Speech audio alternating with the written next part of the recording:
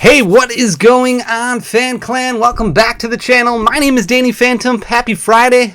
Hope you guys are all doing well. Here we are, week number 2 of our 8 weeks of giveaways. Hope you guys are having fun with celebrations, finding a lot in stores, opening a bunch of product, reminiscing. It's a lot of fun to open. It's a really cool set. I know the pull rates are really strong, and we're going to go over that in today's video right now. But first, before we begin, I do want to announce that Peggy M, right here, Peggy M, I'm going to go ahead and pin your comment from last week's video. You are the winner of a Celebrations Elite Trainer Box. We are starting week number 2 right now, so all you have to do to enter to win, and this week we're going to be, I have to do it kind of in bundles because there's 8 weeks of giveaways, but not 8 products. There's more than that. So we are going to be giving away kind of a bundle. It's going to be the Dragapult and the Charizard and the Sylveon. These are, the upside down Sylveon. These are the 3 boxes that are going to be given away for week number 2. So in order to enter, all you have to do is just leave a like on the video, comment down below, and then make sure you are subscribed to the channel. We are going to be giving 8 weeks of items away. So if you didn't win last week, definitely pay attention. It's going to keep going for a little while now. So congratulations to Peggy M. Like I said, right up there. I'm going to pin your comment so we can get in contact and I can grab your information and ship out your new Elite Trainer Box of Celebrations. With that being said, let's jump right into Celebrations because I promised you a pull rate video, and I know that there has been a lot of pull rate videos and a lot of pull rate information that goes out there. I have been watching a lot of different videos and a lot of different pack openings just to kind of get a better understanding. Unfortunately, typically we're going to be opening up as a storefront anywhere between 1,000, 1,500 packs, somewhere around there. We did not do anywhere close to that for Celebrations because we wanted to make sure we got as much product in the hands of customers as we possibly could. So we only opened up like 100 packs. So we didn't even pull a full master set. I think we were missing Mega Rayquaza and a Gardevoir EX, but we pulled everything else, but only 100 packs. So you're not going to get a whole lot of good information as far as pull rate data goes. Really, to get a super strong idea of what pull rates are going to look like is you need about 5,000 packs. I've got less than that. I've got 3,385 packs that I've been watching kind of get opened and compiling lists together. And I kind of did something a little bit different this time because I started going more in batching. It seems like this set in particular really has kind of a pattern as far as batches go, where there seems to be clumps of different cards that have pull rates that are very, very similar. So I do think that Pokemon does short print certain cards that are going to have a little bit higher value, and then there's cards that you're going to see a lot more frequently, even though their rarities are the same. And we kind of already assume that. There's also batching assumptions when it comes to Elite Trainer boxes or cases of a product, that these cases are coming from the same batch. So you might see somebody open up an entire case of Elite Trainer box and they pull a few Umbreon Gold Stars or a couple Umbreon Gold Stars, but they don't pull, a Charizard or a Blastoise or a Venusaur. Instead, they pull like 3 of a lot of different different cards that are the same rarity or same specific card. So like I said, 3 Umbreon Gold Stars, maybe 3 Mew EXs. There's a lot of theories that go behind that as well. So I tried to look at the sample size from a lot of different unique videos to compile this list. So I do think that it is fairly accurate, but we're not going to waste a whole lot of time talking. We're going to jump right into things here. So like I said, this is 3,385 packs that I watched being open, and it looks like Mega Rayquaza and Shining Magikarp and the Mew Gold Star were the toughest pulls to get, along with the Mew Gold card and then the Umbreon Gold Star. So when you look at 3,385 packs, there were 21 Mega Rays that were pulled, which is a pack ratio of 1 out of every 161. Shining Magikarp was the exact same. There were 21 of those pulled out of 3,385, so 161 packs to get a single Shining Magikarp. Now, this does not mean, since this is the hardest one to pull, or that this is the highest number, that it will only take you 161 packs in order to get a master set. I do think it's going to be somewhere closer to that 300 pack range. So if you've opened roughly 300 packs, you should get to a master set. This is just on average, right? So if you follow baseball terminology, if somebody is going 0 for 4 and they have a batting average of 250, then on their fifth at bat, they should get a hit. Doesn't always work out that way. I'm using baseball analogies because I'm very depressed about how the Brewers performed in the postseason, and I just trying to suffer my way through it and get a better understanding. But yeah, it doesn't mean just because Christian Yelich is typically, batting 300 that he's going to bat over 300 every year. Some years he's just going to have down years and he's only going to bat 250. That's why these pack ratios are 1 out of 161. It doesn't mean you're going to open up 161 packs and pull a Mega Ray. You might actually pull, 3, 4, 5 Mega Rays out of 161 packs, but this is kind of an average of how the openings all go. Same thing with Shining Magikarp, 161 packs to pull 1. Then the Mew Gold Star. So this is the only card outside of the Full Art Pikachu and the Full Art Professor's Research that I really took note of and wanted to get a good idea of pull rate data on. So out of the base set of it, people are calling it, the base celebration set, and then the classic set, which is cards numbered, that would be numbered 26 out of 50. So 3,385 packs. There were 22 Mew Gold Stars pulled, or gold cards pulled, which is 1 out of every 154 packs. The Umbreon Gold Star, 3,385 packs, 26 pulls, 1 out of 130. I do think that this number is actually a little bit higher. I think that it's closer to this 160, 150 range, somewhere around there. I did watch a video of somebody opening up 10 ETBs, or 10 ETBs, which is why I kind of talked about that batching theory earlier on in the video, and they ended up pulling 3 Umbreon Gold Stars out of the same case. So I do think that batching theory kind of does work out. Then we've got the Mew EX. This is the classic one from Legend Maker. 27 hits out of 3,385 packs, which is 1 out of every 125 packs.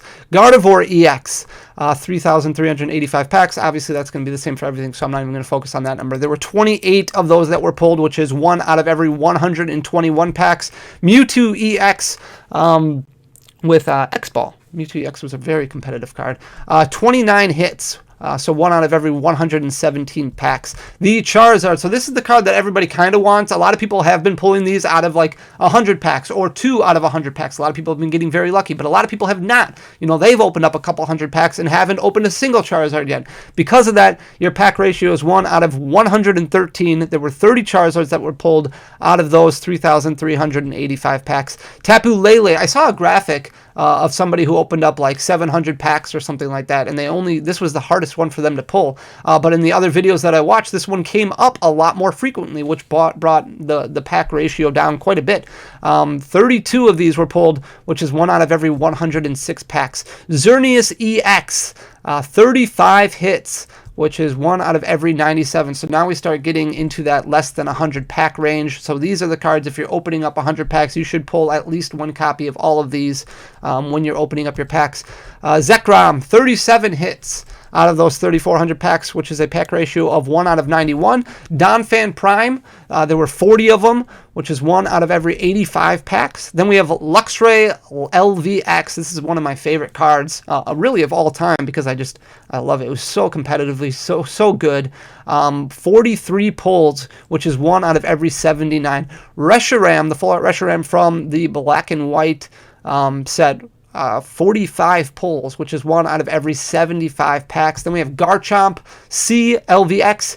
There were 55 of them that were pulled, which is 1 out of every 62 packs.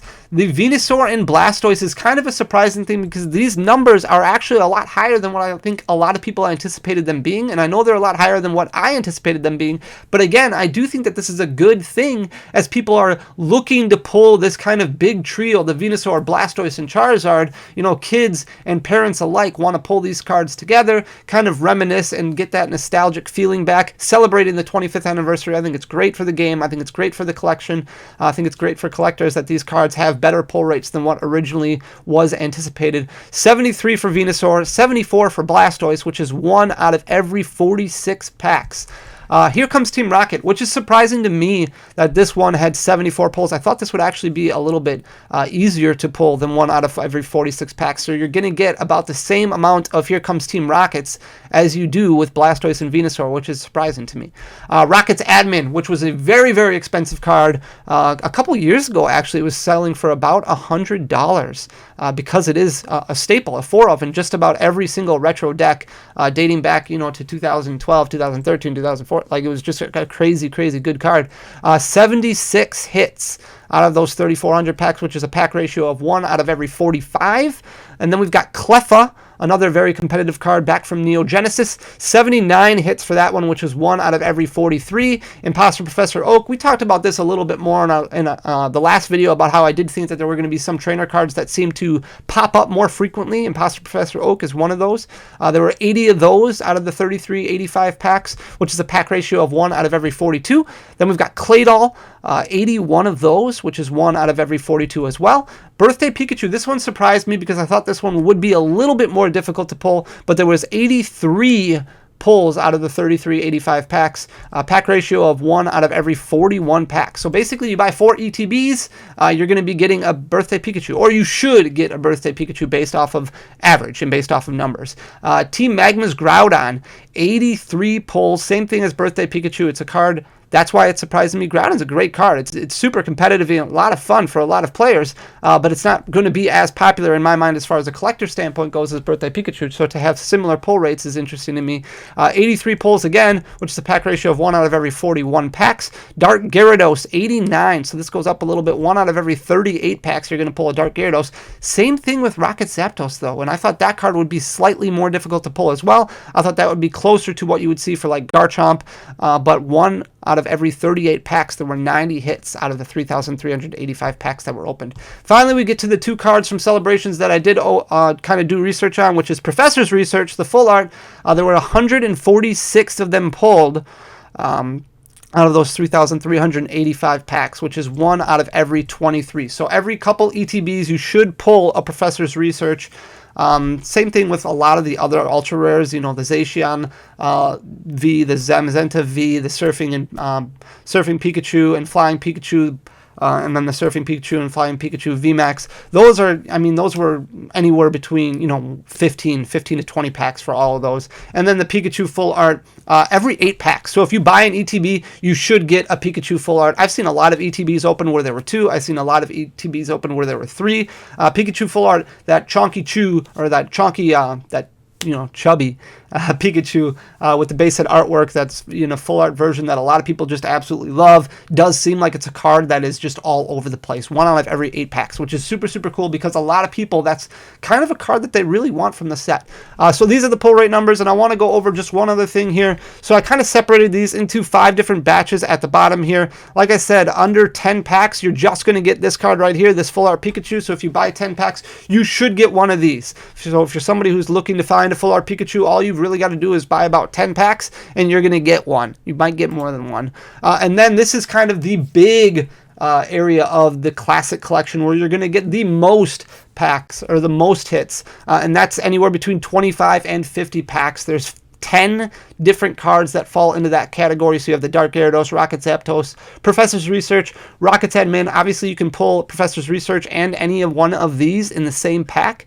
Clefa, here comes Team Rocket, Groudon, Claydol, Imposter Professor Oak, and Birthday Pikachu. So if you look at this list, a lot of people have chase cards. Everybody has chase cards for the set. Cards that they're super excited to pull, they want the most. If you look at this list, a lot of people are like, okay, these cards are cool to pull, but they're not my chase cards. Some people might say Rocket Zapdos, some people might say Birthday Pikachu, but for the most part, they're going to start looking at the cards when you start catering towards collectors that are taking a little bit more packs to pull.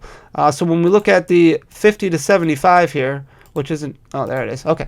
So you've got Luxray, Blastoise, Venusaur, Zekrom, Reshiram, Garchomp, and Donphan Prime. I was a little surprised at Donphan Prime being this high up. I thought maybe this would be Birthday Pikachu and Donphan Prime might be better. And once you get a bigger pack size, that pack size sample, that might be the case if you look through like 10,000 packs.